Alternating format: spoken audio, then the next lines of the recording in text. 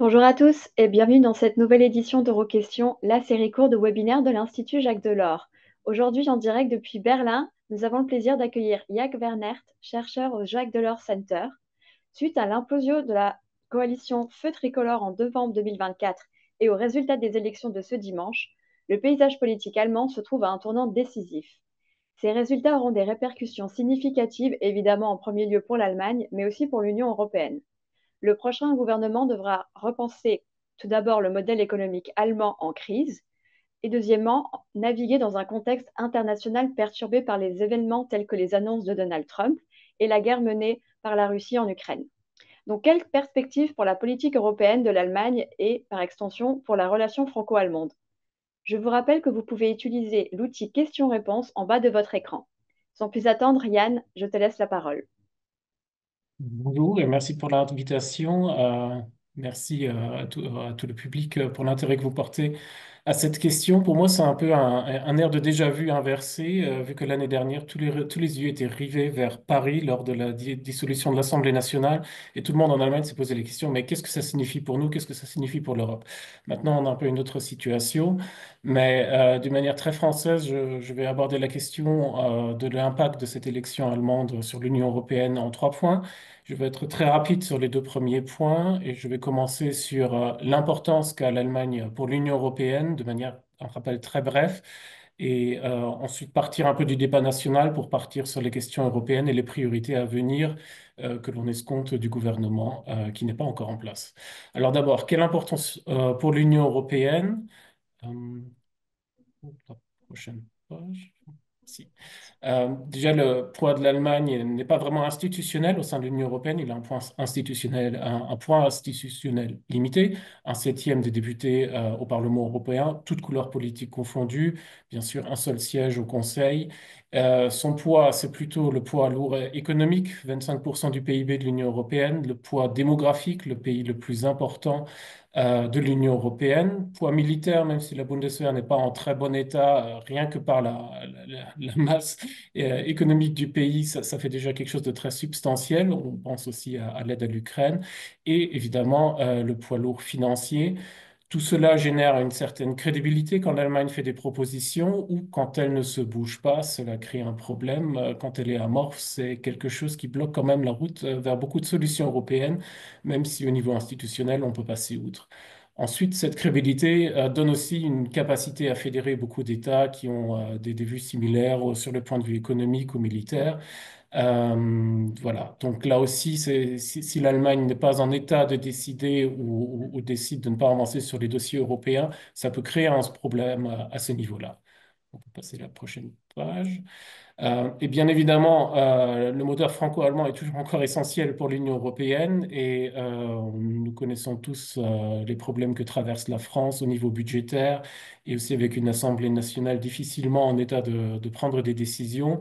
Donc là, on avait quand même une situation très critique pendant plusieurs mois. On avait des gouvernements de minorité en France et en Allemagne. Situation assez inédite que les deux pays soient en vacances, on va dire, jusqu'à un certain point. Et on voit que ça peut avoir des conséquences importantes. Donc, on sort de ce format-là, c'est déjà une bonne nouvelle en soi. Et bien sûr aussi, l'Allemagne, on l'a vu dans tous les programmes électoraux des grands partis susceptibles de former des gouvernements, euh, a non seulement cette priorité franco-allemande qui est toujours soulignée, mais aussi le triangle de Weimar, donc l'ajout de la Pologne à ce format franco-allemand et beaucoup aussi ce format Weimar Plus, où on y associe aussi le Royaume-Uni qui n'est plus dans l'Union européenne, mais qui a l'air de vouloir coopérer sur beaucoup de sujets avec l'Union européenne. Tout ça, c'est assez très imbriqué dans ces programmes-là. Donc, on peut passer à la page suivante. D'où parle l'Allemagne? De quoi a-t-on parlé pendant cette élection? Enfin, quels sont vraiment les enjeux d'un point de vue allemand avant de passer les implications européennes? On a beaucoup parlé d'économie en Allemagne, forcément en période de récession, de compétitivité. Est-ce que le modèle économique allemand est terminé? Et ça, je parlais du poids économique de l'Allemagne avant. Quand l'industrie automobile allemande va mal, les équipementiers italiens qui sont en sous-traitance vont mal aussi, par exemple. Donc, on parlait de l'importance de la transition verte ou de son importance à relativiser aussi, surtout dans le discours de la CDU qui a gagné les élections. Est-ce que c'est un poids, cette transition verte? Est-ce qu'on le fait est-ce qu'on ne l'aborde pas d'une manière trop interventionniste? Est-ce qu'on ne devrait pas faire laisser l'économie faire? On a parlé du droit d'asile, vous l'avez sûrement suivi avec un vote très controversé au Parlement et plus ou moins consensus parmi les grands partis de centre-droit et centre-gauche de limiter ce droit d'asile et de limiter les afflux vers l'Allemagne, avec aussi une composante européenne importante. Ensuite, en matière de défense et politique étrangère, c'est la question du moment aussi qu'on a beaucoup abordé pour une campagne allemande, mais assez peu au vu des enjeux qui se posent avec, après le choc de l'invasion russe de l'Ukraine, qui a quand même déstabilisé beaucoup d'Allemands qui pensaient que la Russie n'était pas capable de faire ça, que les liens commerciaux avec l'Allemagne la dissuaderaient d'entreprendre ce genre de campagne impérialiste. Maintenant, on a encore le choc d'un autre allié, enfin d'un autre allié. La Russie n'était pas un allié de l'Allemagne, mais on a un autre choc en cela que les États-Unis sont en train de couper le lien transatlantique sans que l'Allemagne le veuille, mais elle se trouve face à ce défi et cela a beaucoup d'implications européennes aussi, si on peut passer à la prochaine page. Ce qui sous-tend tout ça, c'est déjà la question des finances. Si l'Allemagne veut changer quelque chose à ces problématiques, elle doit investir dans la défense, dans la transformation numérique, dans la transformation verte. On a eu un certain débat sur le frein à la dette, sur lequel je vais revenir après, qui est aussi une dimension européenne. Donc on voit que tous les problèmes dont parle l'Allemagne et qui pourraient être qui ont été au centre des débats ont tous une dimension européenne. On ne peut pas penser tous ces sujets-là sans penser l'Europe avec. Et les possibilités sont limitées au niveau national et ça souligne d'autant plus l'importance de ce que l'Allemagne prévoit de faire ou est susceptible de faire au niveau européen, ce qui nous amène à la troisième partie de cette présentation. Quelles priorités du gouvernement allemand au niveau européen? Alors, je parle un peu d'un scénario réaliste, mais quand même encore fiction à ce stade-là, c'est-à-dire d'une grande coalition entre chrétiens démocrates et sociodémocrates qui n'est pas encore faite et il y a beaucoup d'irritants quand même. N'est absolument pas automatique, mais aussi c'est la seule coalition possible. Donc, je pars du principe qu'elle va se faire. Mais à ce stade-là, on n'y est pas encore. On n'a pas de contrat de coalition, on n'a même pas encore des négociations préparatives qui se sont faites. Et les partis sont aussi en train de revoir un peu leur leadership avec quand même une défaite acerbe des sociodémocrates à ces élections-là. Et donc, il leur faut aussi quelques jours pour se remettre en mesure de négocier, ce qui est déjà extrêmement court, mais la situation internationale le demande. Alors, au niveau économique, on a de manière assez consensuelle l'union de l'épargne et de l'investissement qui est au menu, c'est-à-dire surmonter la fragmentation des marchés financiers en Europe. Un petit exemple de l'importance que ça peut avoir, ça peut paraître très technique, mais quand on pense à BioNTech, qui était une entreprise montante, qui a beaucoup monté pendant la pandémie parce que c'est elle qui a produit les vaccins avec Pfizer, qui ont alimenté une bonne partie de l'Union européenne. C'est une entreprise qui a son siège à Mayence et elle est cotée en bourse aux États-Unis. Et c'est un problème, vu qu'on perd beaucoup quand même d'entreprises de ce côté-là et que les flux financiers sont tels qu'ils renforcent plutôt les marchés financiers américains. Donc ça, c'est au menu. Il y a beaucoup de sujets techniques qui s'y rapportent. Je ne vais pas rentrer dans le détail. On peut y revenir peut-être pendant les questions-réponses si ça vous intéresse ou d'autres choses. Réduire la bureaucratie, très clairement. Vous vous souvenez peut-être d'une lettre du chancelier Olaf Scholz à la présidente de la Commission en début d'année, demandant aussi de réduire cette bureaucratie. Donc là, chrétiens démocrates et sociaux-démocrates sont très alignés sur ces deux premiers sujets. Par contre, on voit une certaine tendance aussi à coupler cette réduction de bureaucratie à un recul d'ambition verte aussi. Sur tout ce qu'on va demander aux entreprises. Là, il y a quand même un gros point d'interrogation sur la manière dont ces négociations vont se faire. Dans le programme chrétien-démocrate, par exemple, il y a l'annulation de la fin des ventes de voitures à moteur à combustion en 2035. Est-ce qu'on va vraiment aller dans cette direction-là, alors que beaucoup d'investissements ont été faits en Allemagne et ailleurs? Ça, ou est-ce qu'on va partir sur quelque chose de plus symbolique? C'est complètement ouvert, mais il y a un grand point d'interrogation, ce qui est quand même assez important, surtout que c'était un des grands projets de la Commission européenne dans 2019, de 2019 à 2024. On sent que le vent change de ce côté-là, mais on ne sait pas vraiment où on va atterrir. Au niveau du commerce, là aussi, ce sera en faveur du libre-échange, très clairement. Il y a absolument aucun débat sur le fait, en Allemagne, sur le fait de pousser pour l'accord avec le Mercosur, mais aussi avec de nouveaux accords avec l'Inde, la Malaisie, d'autres pays.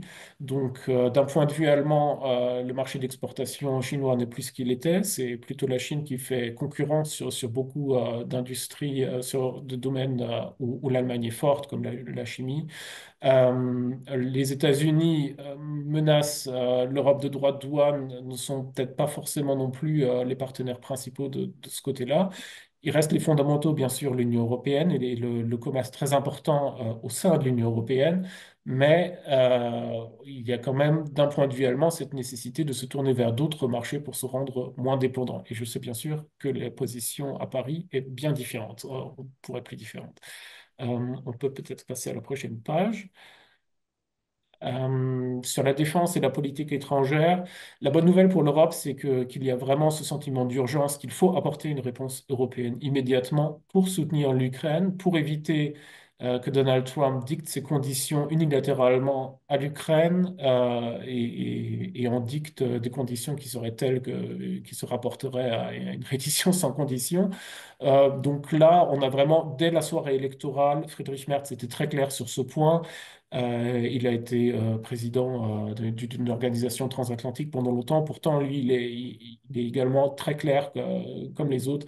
Ce sont les Américains qui poussent l'Allemagne hors de cette alliance. Et il va falloir organiser la sécurité européenne sans les États-Unis. Est-ce que c'est immédiatement? Est-ce que c'est à moyen terme? On ne sait pas trop. Mais en tout cas, ce consensus est là. Il faut une défense européenne souveraine et il faut un apport fort de l'Allemagne à cette défense européenne. Alors, on va jusqu'à parler de réintroduire la conscription en Allemagne. La CDU parle d'une conscription même quand elle est enfin obligatoire, c'est-à-dire qu'on ne se base pas sur des volontaires. Le SPD est également en faveur d'une conscription, mais par contre volontaire, c'est-à-dire que tous les hommes qui vont avoir 18 ans vont devoir remplir un formulaire et dire s'ils vont servir ou non, et éventuellement des réajustements par la suite. Pour les dépenses européennes communes en matière d'armement, il y a une position assez ambiguë de la CTU. En théorie, ils sont pour. En pratique, il y a quand même une certaine réserve quant à la possibilité aussi de faire ces dépenses à l'aide de dettes communes. La porte est restée ouverte, même au plus fort de la campagne électorale, mais ça reste quand même encore très flou. Et pour les relations transatlantiques, je pense que j'en ai déjà dit assez dessus. On peut peut-être passer voilà, à la prochaine page. Pour le droit d'asile, il y a eu cette question relative au droit européen quand même important. Est-ce qu'il va y avoir un refoulement de demandeurs de droit d'asile aux frontières allemandes, ce qui ne serait pas dans l'intérêt de tous les voisins de l'Allemagne? On a l'air de partir quand même dans le camp chrétien-démocrate de ce point de vue-là, mais on est encore au milieu de la discussion et peut-être attendre la mise en place du pacte européen sur la migration et l'asile qui devrait se faire au courant de l'année prochaine pour en voir les résultats. Et finalement, les finances. Vous avez peut-être suivi cette discussion bouillonnante sur le frein à la dette allemand qui s'est faite maintenant, où jusqu'à maintenant on ne savait pas très clairement comment le programme de ce gouvernement pouvait se financer, puisque pratiquement tout le monde est en faveur de réduction d'impôts, ou alors pour les partis de gauche, une augmentation d'impôts pour les plus aisés, mais d'une manière générale, pas une grande augmentation d'impôts. Donc comment on va financer tout ça? Il y a un frein à la dette dans la constitution allemande. Donc là, à ce stade, tout est complètement ouvert, peut-être même encore amender la Constitution avec la majorité sortante du Parlement qui est légitime et en mesure de décider jusqu'au 25 mars à peu près, donc un mois à peu près. ou de la manière dont on va le faire. Je ne vais pas trop rentrer dans les détails parce que je vois qu'il ne me reste qu'une ou deux minutes. C'est lié bien sûr à l'interprétation du pacte de stabilité et de croissance qui vient d'être revu. Et on a vu une proposition d'Olaf Scholz sur ces derniers mètres qui s'est un peu perdue, de par exemple exempter les dépenses en matière de défense quand ils vont au-delà de 2% du PIB de ce pacte de stabilité et de croissance pour permettre les investissements que tout le monde estime nécessaires. Et finalement, en automne, on va avoir les négociations qui vont commencer sur le cadre financier pluriannuel de l'Union européenne. Est-ce qu'on va rester à 1% des dépenses, 1% du PIB, des dépenses au niveau européen? Est-ce qu'il va falloir des moyens propres à l'Union européenne pour financer euh, les réponses nécessaires aux enjeux actuels? Là, flou total. Nous avons posé la question à Friedrich Merz aussi en novembre dernier et il était encore complètement, enfin, il n'avait pas l'air d'avoir une position très claire là-dessus encore à ce stade-là. Donc là, ça reste plutôt un point d'interrogation sur la manière dont l'Allemagne va apporter ces choses. Ça pourrait très bien aussi être en lien avec les possibilités d'apporter des moyens financiers sur d'autres plans. Voilà, on y est arrivé juste à temps, 14h45. Je vous prie de poser des questions si vous en avez et je me ferai un plaisir de d'y répondre. Merci beaucoup Yann pour cette présentation et cette analyse sur la situation allemande et l'impact sur l'Union européenne. Moi, j'aurais une première question, peut-être un peu plus sur les résultats allemands en soi.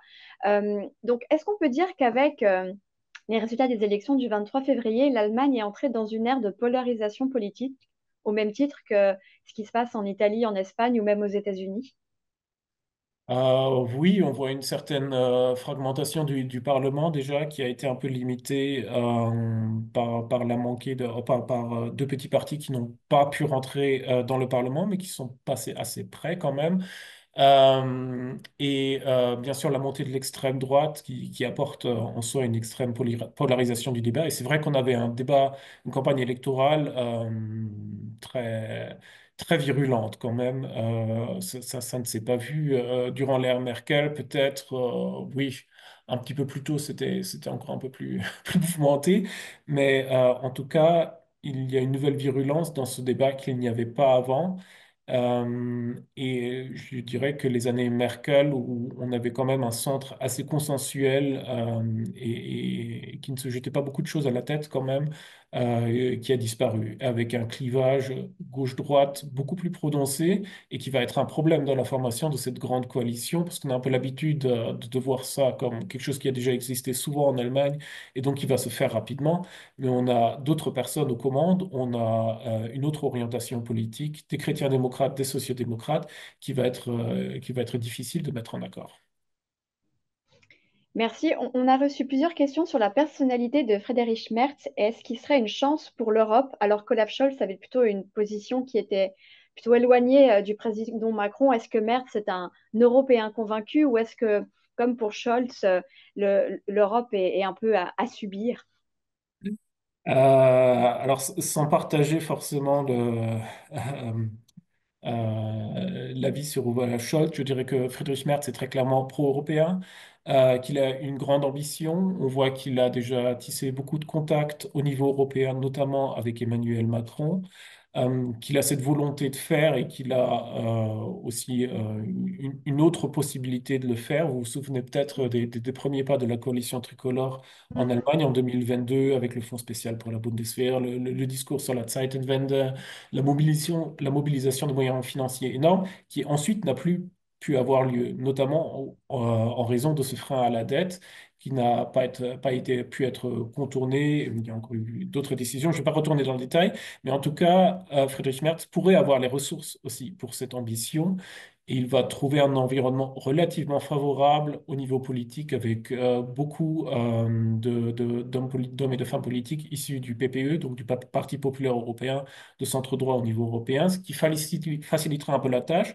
Après, on parle quand même de contraintes structurelles quand on parle de l'économie allemande, par exemple. Évidemment qu'elle va être pro-Mercosur, avec, au vu de l'économie allemande que l'Allemagne va va avoir ça en tête et que Friedrich Merz va avoir les pressions aussi de l'industrie et du monde économique pour aller dans ce sens-là. C'est la même chose en France d'ailleurs, hein. Ça ne disparaît jamais. Ce sont des personnes, personnalités politiques élues au niveau national et qui donc, bien sûr, vont regarder aussi ce qui fera du bien à leur pays. Donc, je dirais oui, très clairement pro-européen. Il a l'ambition. Peut-être qu'il aura les ressources. Et nous espérons tous ici qu'il va aussi avoir la stabilité nécessaire à le faire et à le faire un peu plus rapidement. On voit déjà un peu qu'on sort de l'ordre établi en Allemagne où normalement on se prendrait le temps de discuter, de faire un grand contrat de coalition. Et là, on parle déjà de décisions politiques à prendre alors qu'il n'est même pas clair qui dirige un parti ou l'autre. Mais que l'urgence internationale est là. On ne peut pas attendre que Donald Trump ait déjà fait un traité de paix qui n'en a que le nom en Ukraine, par exemple. Donc, il faut réagir maintenant, il faut être en capacité d'agir maintenant. Et donc, ça va un peu entremêler les pinceaux. On ne sait pas du tout comment ça va se passer, puisque ce n'est pas la procédure à laquelle on est habitué en Allemagne. Merci. Et dans le prolongement de cette question, quel est l'avenir du couple franco-allemand avec le tandem Macron-Merz? Est-ce qu'il va mieux fonctionner que Macron-Scholz? Euh, oui, alors on a parlé de beaucoup de questions douloureuses ces dernières années, hein. Ça fait beaucoup d'étincelles. C'est pas passé inaperçu. Au niveau personnel, je sais pas trop. Ils ont l'air de s'entendre, mais je dirais que c'est pas ça qui est important. L'important, c'est de résoudre les problèmes qui sont là et que donc ces deux personnes vont être poussées à travailler ensemble. C'est un peu la dernière carte à jouer quand même. Et quand on regarde l'Allemagne, il y avait toujours cet allié américain rassurant à côté. Et jusqu'à il y a quelques années aussi un environnement très pacifique en Europe. Ça a changé. On a une guerre continentale en Europe. Les Américains ne sont plus fiables d'un point de vue berlinois et bien sûr aussi parisien. Donc, ils vont être forcés à travailler. Et si on regarde sur les irritants, ce qui pourrait changer, Friedrich Merz est beaucoup plus allant sur le nucléaire, sur l'énergie civile nucléaire et aussi sur la dissuasion nucléaire. Donc ça, c'est un changement majeur. Et probablement qu'il aura moins de réticence à livrer tout type d'armes en Ukraine. Est-ce qu'il sera en état aussi de livrer beaucoup plus d'aide dans la quantité? Ça reste à voir et ça dépendra aussi de ses ressources financières, non seulement au niveau national, mais aussi européen. Et on pourrait aussi s'imaginer un mélange de ces niveaux.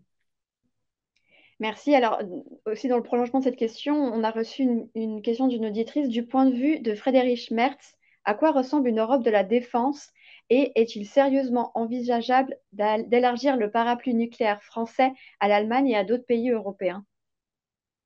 Alors, on ne sait pas beaucoup en fait sur ses plans et il a été assez vague, à part qu'il veut une Europe de la défense et qu'il est prêt à y apporter une contribution allemande importante. Sur la manière dont le faire ou de l'agencer, flou total pour l'instant. Donc, il y a juste la direction qui est claire. Sur la possibilité d'étendre le parapluie nucléaire français, je ne suis pas un spécialiste de la dissuasion nucléaire, mais j'ai lu quelques papiers dessus et ça semble compliqué quand même, mais ça pourrait être une solution d'urgence à défaut. Et pour l'instant, l'Allemagne profite encore du parapluie nucléaire américain. L'Allemagne ne produira pas d'armes nucléaires parce qu'elle a signé un traité qu'il interdit de le faire à la réunification. En 1990, c'était une des conditions de la réunification.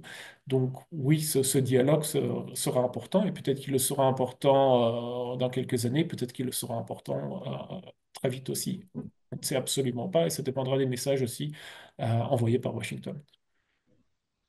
Merci. On a reçu pas mal de questions sur la politique interne des partis. Donc, une première question, qui pour reprendre la tête du SPD après sa défaite? Alors, plusieurs noms circulent. Il y en a un qui s'est imposé aujourd'hui, c'est Lars Klingbeil, qui était coprésident du parti jusque-là et qui vient de prendre la tête du groupe parlementaire du SPD au Bundestag aujourd'hui, qui a été nommé unanimement par le bureau politique pratiquement immédiatement après l'élection. Donc, lui, clairement, va jouer un rôle dans cette transition. Nous avons Boris Pistorius, le ministre de la Défense, extrêmement populaire. C'est de très loin la personnalité politique la plus populaire en Allemagne, ce qui est assez intéressant parce que les ministres de la Défense, avant 2022, c'était plutôt un poste à éviter. Et donc lui jouera très certainement un rôle. Pour l'instant, ça a l'air de se passer de manière relativement consensuelle au sein du SPD, donc on peut espérer une solution rapide et pas une guerre civile interne au parti. Donc, ces deux noms-là sont posés, je dirais, et pour la suite, il faut voir. Ce sera aussi une question de qui reprendra le ministère des Finances, parce que je suppose que les sociaux-démocrates vont vouloir avoir le ministère de la Finance au sein du gouvernement, parce que c'est un peu euh, c'est ce qu'il y a de plus proche de la chancellerie. Là, on voit tous les flux financiers, on a le plus de contrôle sur l'activité du gouvernement à côté de la chancellerie. Donc, traditionnellement, il va falloir, ils vont demander le ministère de la Finance, je pense. Et celui qui occupera ce poste sera aussi une personne automatiquement très importante pour le futur des sociaux-démocrates. Merci. Une question sur l'AfD. L'AfD a fait un de ses meilleurs scores à ces élections. Comment la société allemande et les politiques allemands vont-ils répondre au défi de la montée de l'extrême droite?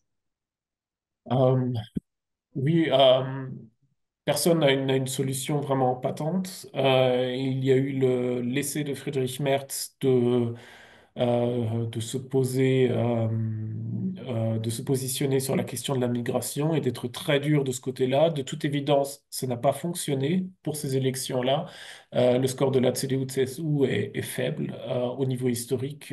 C'est un peu mieux qu'en 2021, mais qui était quand même le pire résultat depuis 1949, depuis la création de la République fédérale d'Allemagne. Donc de ce côté-là, il n'aura sûrement pas une énorme légitimité. Et il n'y a pas vraiment je veux dire, personne ne le sait non plus au niveau global. Il n'y a pas vraiment de solution préfaite. Par contre, ce qui est très visible, c'est l'inquiétude de tous ceux qui n'ont pas voté AfD de voir un parti d'extrême droite monter en Allemagne. Merci Yann. Et peut-être une dernière question qui est un peu le nerf de la guerre, et tu l'as mentionné dans ta présentation. Quelle sera la majorité possible pour réformer la fameuse règle constitutionnelle de frein à l'endettement en Allemagne et ainsi permettre des investissements dans l'économie allemande? Oui, donc la question est un peu plus technique. Alors, pour l'instant, on a encore le vieux Parlement en place, c'est-à-dire celui qui a été élu en 2021. Donc là, il faudrait chrétiens démocrates, sociaux-démocrates et verts, ça suffirait. Jusqu'à maintenant, les chrétiens démocrates n'en voulaient pas. Un jour après l'élection, ils en veulent. Et si on parle du nouveau Parlement, là, ça ne suffirait plus d'avoir ces trois partis-là, sachant que les Verts sont prêts à en discuter et à lever ce frein à la dette. Ce serait vraiment étonnant que, enfin, les partis de gauche ont toujours été contre ce frein à la dette, donc ils ne peuvent pas vraiment bloquer la République en disant vous aviez une autre position avant. Par contre, il faudrait donc CDU, CSU, l'Union chrétienne-démocrate, les sociaux-démocrates, les Verts et le parti d'extrême gauche Die Linke, qui lui est aussi en faveur de réformer ce frein à la dette, de le rayer complètement, mais par contre refuse une augmentation des dépenses de défense. Donc là, on est en plein milieu de cette mêlée. Friedrich Merz a dit lundi qu'il pourrait s'imaginer réformer la Constitution avec la majorité sortante. Il a changé de cap le jour d'après. Il a eu aussi quelques voix au sein de la CDU qui ont dit que ce n'était pas acceptable. Là, on est vraiment encore au milieu de cette discussion-là. On ne voit pas encore vraiment où ça va atterrir. Sachant qu'il y a une autre possibilité, c'est d'amender la Constitution pour ce fonds spécial de la Bundeswehr qui est dans la Constitution, donc par définition constitutionnelle, où on pourrait le passer, il est à 100 milliards pour l'instant, qui vont bientôt être dépensés. On pourrait le passer à 300 milliards en tout, mais pour ça, il faudrait la majorité sortante, puisque la nouvelle majorité demanderait d'inclure le parti Die Linke qui est contre ces dépenses militaires. Merci beaucoup Yann pour toutes ces analyses et merci à vous d'avoir suivi notre requestion. La prochaine session aura lieu le mercredi 12 mars et la thématique et l'invité est encore à confirmer. Merci à tous, vielen Dank Yann et bon après-midi à tous.